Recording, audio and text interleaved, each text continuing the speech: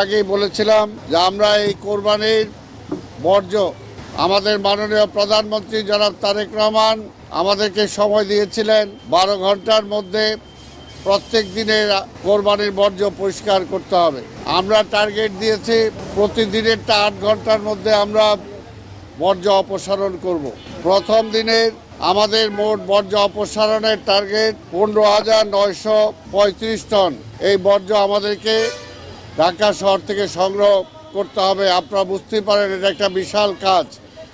এই কাজে নিয়োজিত আছে আমাদের প্রায় 13,453 জন আমাদের কর্মী নিয়োজিত আছে এবং তারা সব জায়গা থেকে ময়লা আবর্জনা সংগ্রহ করছে।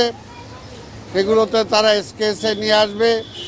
এখান থেকে তারপরে আমাদের মাতোয়াইলে যে ডাম্প করার যে জায়গা আছে সেখানে তারা আমাদের ট্রাক করে সেগুলো নিয়ে যাওয়া হবে। যানবাহন 2117টাই আমরা ব্যবহার করছি। আশা করি যেটা আমাদের সাফিসিয়েন্ট হবে।